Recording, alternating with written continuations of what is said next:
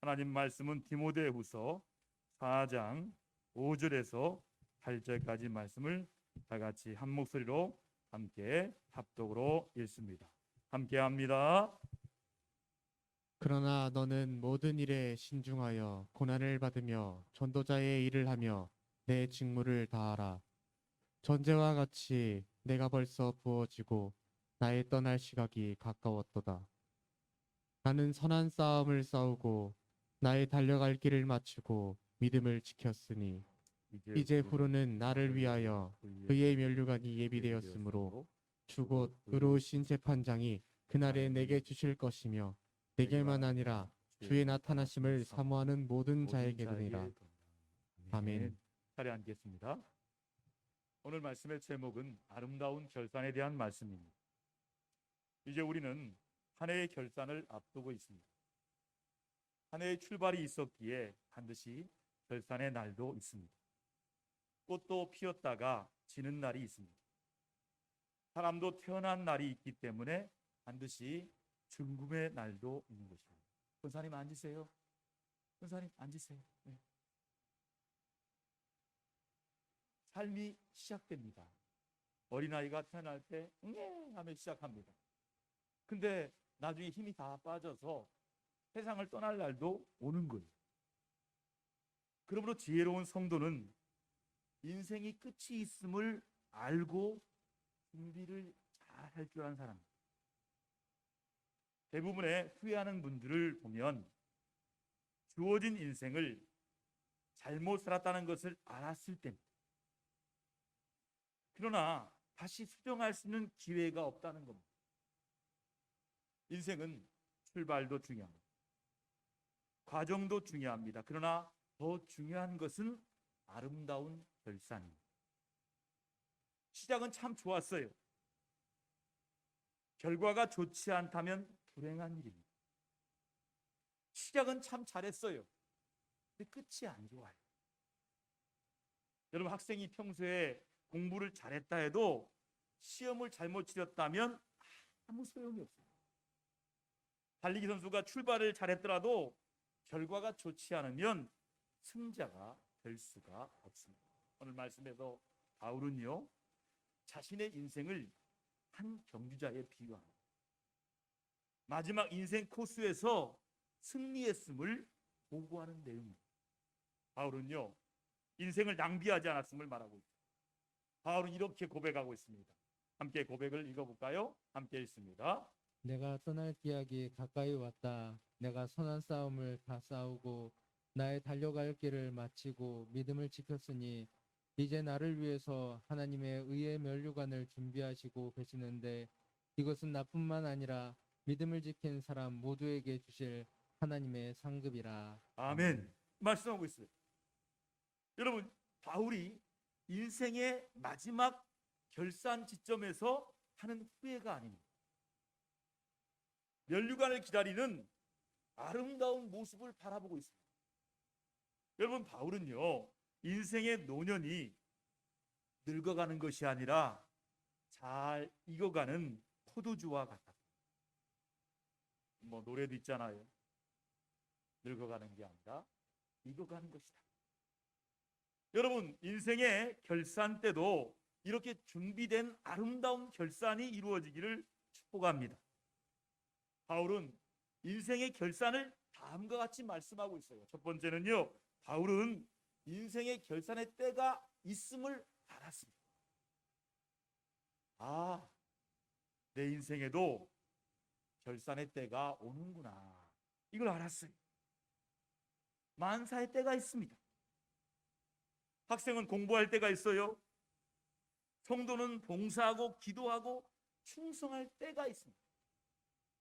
그 때를 놓치지 않는 것이 지혜예요. 때를 놓치지 마야 돼요.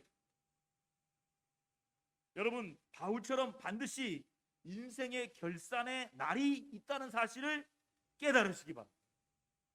본문에 이렇게 말씀하고 있어요. 나의 떠날 시각이 가까웠도다. 그렇습니다. 바울은 인생의 시작이나 마지막도 하나님 손에 있음을 믿었습니다. 우리 인생은요, 하나님이 정하신 기한이 있음을 알아야 됩니다. 인생의 시작과 끝을 인간의 마음대로 조정하거나 연기할 수 없습니다. 바울이요, 인생이 오직 하나님 주권에 있음을 잘 알고 있었습니다. 코로나19의 급진적인 확산 상황 속에서 우리는 어느 시점에서 어떤 모양으로 내 인생이 끝날지 아무도 모릅니다. 그러나 그것을 하나님 뜻으로 깨닫고 받아들여야 돼요. 생각지 않은 때에 하나님께 부름받는다 한다 하더라도 하나님의 부르심으로 믿는 것이 진정한 그리스도인의 신앙입니다. 여러분, 바울은요, 하나님께서 정하신 기한이 자기에게도 있다는 사실을 알았어요. 그것은 사람이 바꿀 수 없음을 깨닫고 하나님의 주권을 고백하는 거예요. 한번 따라해 볼까요? 하나님, 내 생명도 하나님의 주권에 달려 있습니다. 할렐루야. 바울은 그것을 고백하고 있어요. 농부는요, 계절을 바꿀 수 없어요. 겨울이 싫다고 봄을 빨리 오게 할 수도 없습니다. 농부의 지혜는 다가오는 계절의 변화에 잘 대처하는 것뿐입니다. 겨울이나 여름이 올 때 잘 준비하는 것이 농부의 지혜입니다. 그래서 윤리학자 라이널 리버는 이렇게 고백했지요. 한번 해볼까요? 같이 하겠습니다. 시작. 하나님, 제가 변화시킬 수 없는 것이라면 그것을 받아들일 수 있는 평온함을 주옵소서. 제가 변화시킬 수 있는 것이라면 용기와 담대함을 나에게 주옵소서. 여러분, 이 기도는요, 유명한 기도예요. 정말 딱 맞는 기도예요. 지금까지 내가 내 삶을 얼마나 충실하게 살아왔는가? 내가 바른 길을 걸어왔습니까? 지금 이대로 멈춰도 후회가 없습니까? 바울은 자신을 돌아보면서 하나님 앞에 대답할 말을 준비하고, 하나님 앞에 서면 내가 대답할 말이 있어야 하잖아요. 바울은 그것을 준비하고 있는 거예요. 로마의 황제가 어느 날 갑자기 죽었습니다. 그것은요, 그 황제가 그렇게 믿고 믿었던 양아들 같은, 아니 아들이라고 불렀어요. 그 부하의 칼에 맞아 갑자기 죽게 되었습니다. 그는 늘 죽음을 생각한 지혜로운 자. 그래서 죽기 전에 이미 유서를 써놨습니다. 죽기 전에 로마의 이 시저는 별로 평판이 좋지 않았어요. 그래서 그 죽음에 대해서 애도하는 시민들이 별로 많지 않았습니다. 그런데 그가 미리 남겨놓은 유서가 글로 공개되었습니다. 근데 금세 분위기가 달라졌어요. 이 시저의 유서에 이런 말이 있습니다. 나는 로마를 사랑한다. 나는 로마 시민들을 존경한다. 그래서 나의 모든 재산을 남김없이 로마 시민들에게 골고루 다 나누어 줄 것을 유서에 기록해 놓았기 때문입니다. 이 유서가 공개되자 시저를 살해한 그의 부하 블루터스와 클레오파트라는 로마에서 추방되고 유배되었습니다.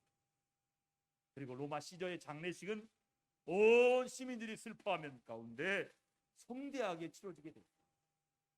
시저는 로마의 황제 가운데 가장 영예로운 이름으로 역사의 길이 남게 되었습니다. 여러분, 사람은요, 인생의 종점에 서 있을 때 가장 엄숙해지고 진실해집니다. 그래서 초상집에 가면 인생의 성숙해짐을 느낍니다. 성경은 잔치집보다는 초상집에 가는 것이 지혜롭다라고 말씀하고 있습니다. 초상집은 인생의 마지막이 있다는 것을 기억하는 엄숙한 시간이 되기 때문입니다. 여러분, 항상 지혜가 있어서 마지막을 잘 준비하시기를 바랍니다. 축복합니다. 두 번째는 바울은 선한 싸움에서 승리했습니다. 인생은 싸움판입니다. 이 모든 싸움에서 승리해야 됩니다. 싸움에서 실패한 사람은 모든 것에서 실패합니다. 실패한 사람에게는 슬픔뿐입니다. 그래서 반드시 싸움에서는 이겨야 합니다. 어떤 분은 그러더라고요. 목사님, 전 이길 싸움만 합니다. 본문에 보세요. 7절에 보니까 나는 선한 싸움을 다 싸우고 나의 달려기를 마치고라고 말씀하고 있어요. 모든 싸움은 승패가 나타납니다. 바울은 이 싸움에서의 승리를 선언하고 있습니다. 싸워보지도 않고 나 승리한다. 그런데 바울의 선한 싸움은 혈과 육에 대한 싸움이 아닙니다. 감정에 의한 싸움도 아니에요. 선한 싸움이라고 했습니다. 선한 싸움은 영적인 싸움, 신령한 싸움입니다. 바울은 이러한 신령한 싸움, 선한 싸움, 신앙의 싸움에서 승리했음을 고백하고 있습니다. 그러면 선한 싸움의 대상은 누구일까? 선한 싸움의 대상은 무엇일까요? 첫 번째는 그 대상은 자신과의 싸움입니다. 여러분, 신앙에서요 가장 큰 싸움은 바로 나 자신과의 싸움입니다. 저는 목회하면서요 제 가장 큰 적이 항상 저 자신이라고 생각합니다. 나를 이기는 것이 가장 힘이 들더라고요. 아침에 일어날 때도요 새벽 3시, 2시 반에 일어나면 잠을 더 잘까? 그러다가 일어나는 거예요. 새벽도 끝나면 자고 싶다. 자면 안 돼. 나와의 싸움이에요. 나를 이기는 것 가장 힘들어요.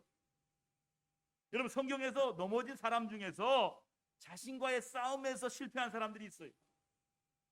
사회의 이름을 떨치고 명서 떠든 사람들이 한순간에 자기와의 싸움에서 질 때 인생이 추락해 버리는 고 많은 것을 많이 봅니다. 구약의 삼손을 보세요. 하나님께서 나실인으로 세웁니다. 그래서 하나님께서 힘을 주세요. 나귀뼈를 가지고 1,000명의 사람들을 죽일 만큼 힘이 아주 장사였습니다.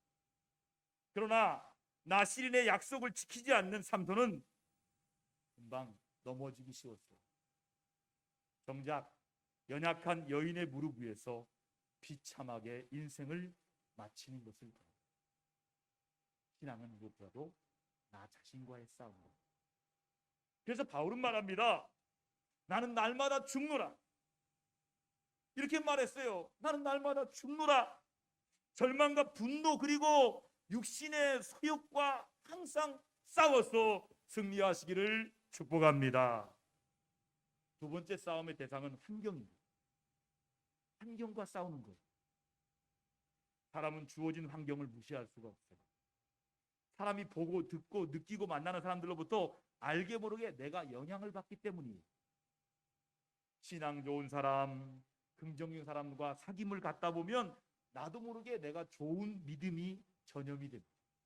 반대로 부정적이고 폐쇄적이고 비판적인 사람들과 만나다 보면 나도 모르게 어두워지고 부정적인 사람으로 바뀌게 됩니다.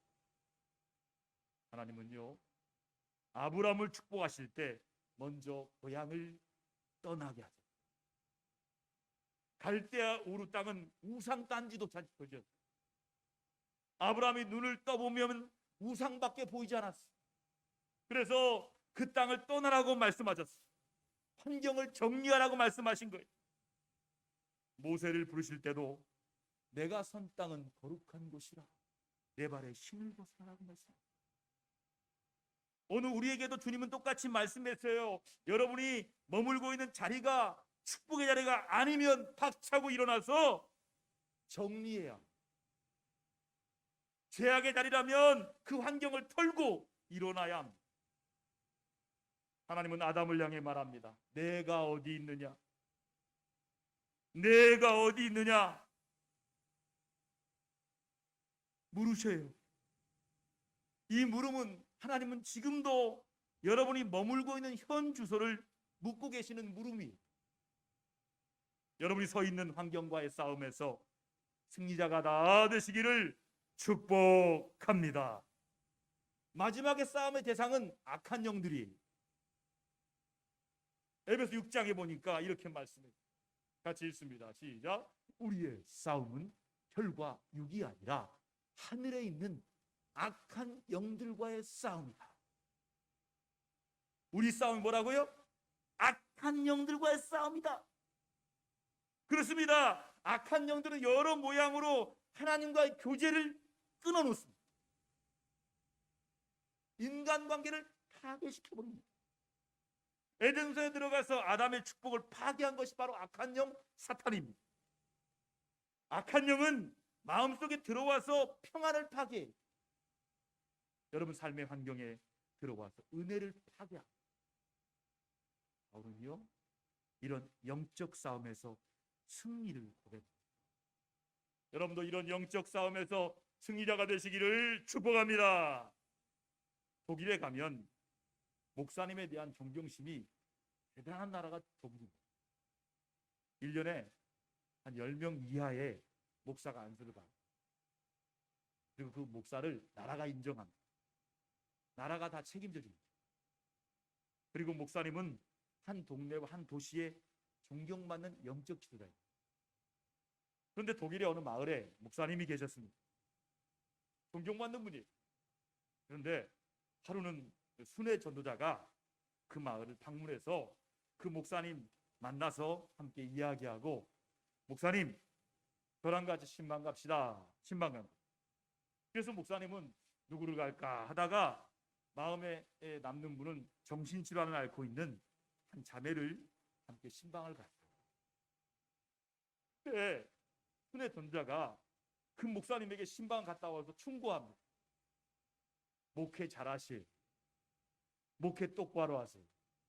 목회 바르게 하라고 권면하고 가버렸어요. 그 이후에 그 목사님 마음이 상했어요. 자존심이 상했어요. 네가 뭔데? 넌 제대로 된 목사도 아닌데 나한테 이런 말을 해? 마음이 상했어요. 그렇지만 하나님의 음성을 들었어요. 매주에 한 번씩 자매님을 정기적으로 신방을 갔습니다. 그런데 어느 날에 신방을 갔는데 성령님이 강권적으로 역사하는 거예요. 성령이 크게 역사하니까 그 집에 가서 목사님이 그렇게 기도하는데, 시간 가는 줄 모르고 기도하는데 10시간이 넘어갔어요. 정말 힘들지가 않고 막 기도가 나오는 거예요. 그때 그 자매 속에 들어있는 악한 귀신이 떠나가게 되었어요. 떠나가면서 외칩니다. 예수는 승리자다. 예수는 승리자다. 라고 귀신이 나가버렸어요.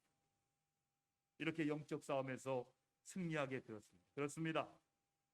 인생의 과정에서 나타나는 선한 싸움에서 여러분 다 승리하시기를 주님의 이름으로 축복합니다.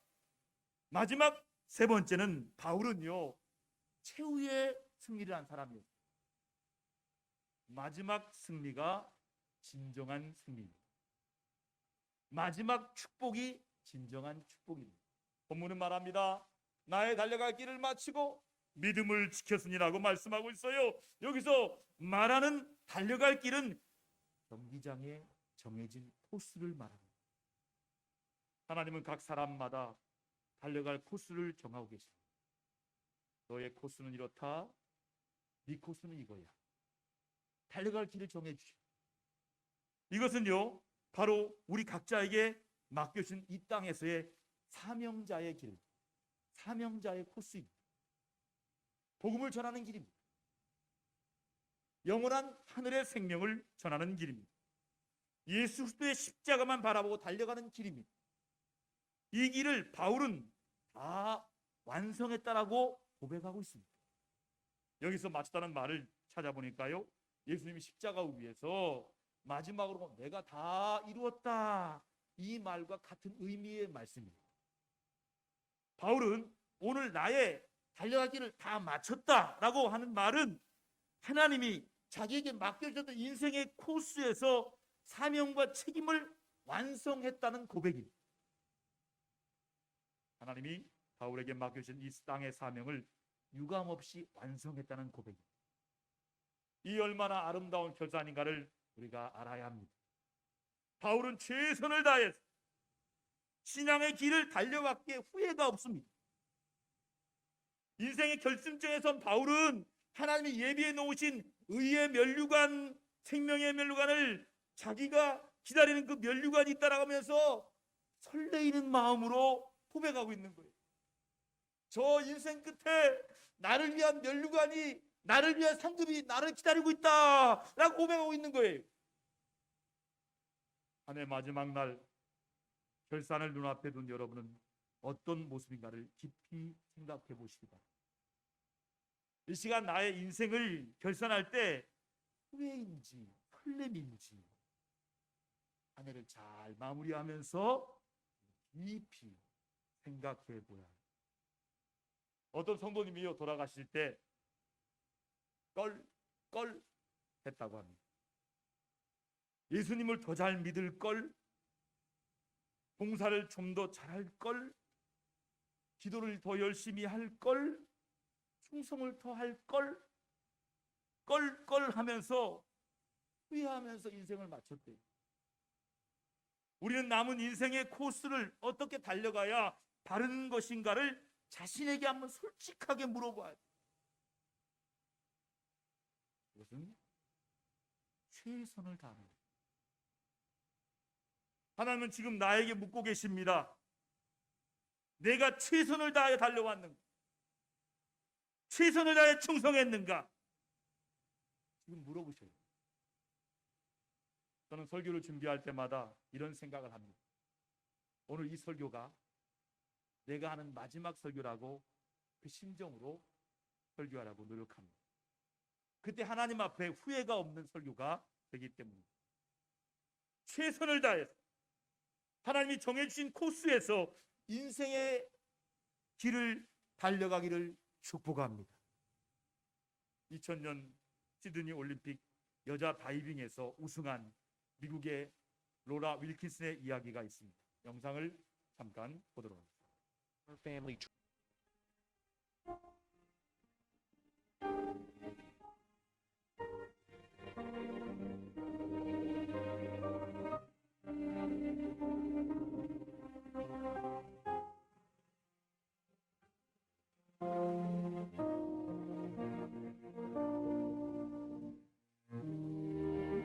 로라 윌킨스가 훈련하다가 다리를 다칩니다.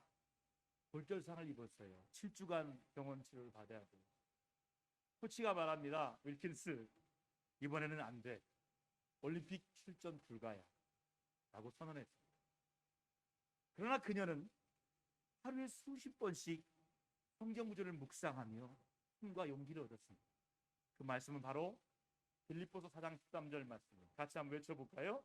내게 능력 주신 자 안에서 내가 모든 것을 할 수 있느니라.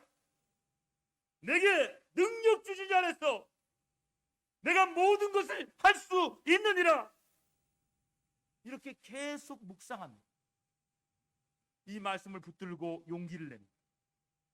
열심히 애쓴 결과 윌킨스는 마침내 올림픽에서 결승전에 가서 아무도 예상하지 못하는 금메달을 획득했습니다. 할렐루야. 올해 2020년 여러 가지 어려움과 코로나19 상황 속에서 주님의 은혜로 여기까지 왔어요. 제가 많은 목사님을 알고 있어요. 목사님들 결산 어떻게 됐습니까? 20%, 30% 줄었습니다. 목사님 교회는 어떠세요? 저희 교회 예산 3억 7,500만 원이었는데 결산이 4억 1,300만 원 됐습니다. 늘었습니다. 하나님의 은혜로밖에 설명이 안 돼요. 하나님의 은혜 여기까지 왔어요. 그러나 여기가 마지막이 아닙니다. 계속 달려가야 됩니다. 또다시 시작하는 한 해 2021년 동안 우리 목표는 우리 구주 예수님이에요. 5억이 아니에요. 10억이 아니에요. 예수 그리스도가 우리의 목표입니다. 사도 바울이 승리한 이유는 예수 그리스도가 그의 목표였기 때문입니다. 빌립보서 3장 12절 14절 말씀을 다 같이 선포합니다. 함께 선포하겠습니다. 내가 이미 얻었다 함도 아니요 온전히 이루어 함도 아니라 오직 내가 그리스도 예수께 잡힌 바 된 그것을 잡으려고 달려가노라. 형제들아, 나는 아직 내가 잡은 줄로 여기지 아니하고 오직 한 일, 즉 뒤에 있는 것은 잊어버리고 앞에 있는 것을 잡으려고 표대를 향하여 그리스도 예수 안에서 하나님이 위에서 부르신 부름의 상을 위하여 달려가노라. 아멘. 하나님의 부르심을 향해서 하나님이 날 부르셨어요. 그 부름을 위해 날아가는 거예요. 인생의 경주에서 끝까지 달리시기 바랍니다. 완주하시기 바랍니다. 예수님이 응원하십니다. 예수님이 감동하십니다. 예수님이 지도하시는 대로 달려만 가면 아름다운 결산을 할 수 있습니다. 순교자 스테반 집사님은 복음 전했습니다. 복음 전하다가 유대인에게 핍박을 받습니다. 돌에 맞아 죽습니다. 설교하는데 돌이 날라와요. 그런데 스테반 집사님은 돌 던지는 사람을 바라보지 않습니다. 누굴 바라봅니까? 마지막 순간에도 주님을 바라. 돌에 맞아 죽으면서도 그는 돌을 바라보지도 않고 돌 던지는 사람을 바라보지도 않고 오직 주님을 바라봅니다. 그래서 돌에 맞아 순교하면서도 그의 얼굴은 천사와 같이 환하게 빛이 났습니다. 우리 신앙생활도 그와 같습니다. 무작정 달리는 게 아닙니다. 오직 주 예수 그리스도를 바라보고 달려가는 것입니다. 믿으시면 아멘 합시다. 그렇게 달려갈 분은 아멘 합시다. 순교자 주기철 목사님에 대한 이야기. 주 목사님이 신사참배를 거부합니다. 그 당시에는 정부가 일본이었어요. 일본이 뭐라 하냐면 예배 때 국기에 대한 경례를 하듯이 자기 천황에게 인사를 하라는 거예요. 경배한 다음에 예배드리라는 거예요. 국가의 행사다. 그래서 우리 통합 측이 제일 먼저 이거를 가결했어요. 그렇게 하라고. 그런데 주 목사님은 신사참배를 거부했어요. 목사 제명당했습니다. 감옥에서 모진 고문을 당했습니다. 일본 순사의 고민이 얼마나 잔혹하고 견디기가 힘들었으면 이제 포기라고 했습니다. 마음도 몸도 약될 대로 약해졌어요.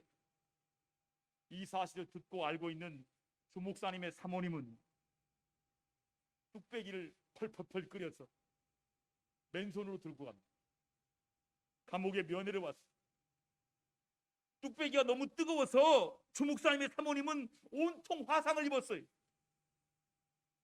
그래도 사모님은 주 목사님께 공손하게 그 뜨거운 뚝배기를 올려드리면서 목사님, 결코 포기하지 마세요. 순교자의 길을 걸으세요. 부탁드립니다.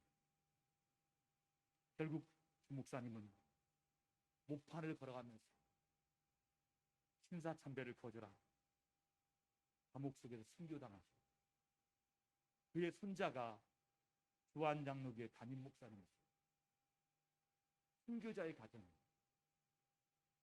여러분, 우리는 끝까지 지켜야 할 것이 많이 있어요. 우리 사명을 끝까지 지켜야 돼요.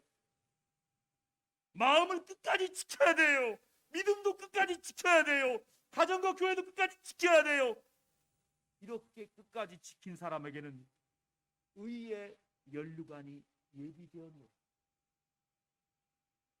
의의 면류관이 예비되었노라 말씀하십니다. 운동선수가 최선을 다해 달린 후에 시상대에서 금메달을 기다리는 그런 기쁨입니다. 인생은 출발도 중요합니다. 코스도 중요합니다. 그러나 가장 중요한 것은 결산이 더 아름다워.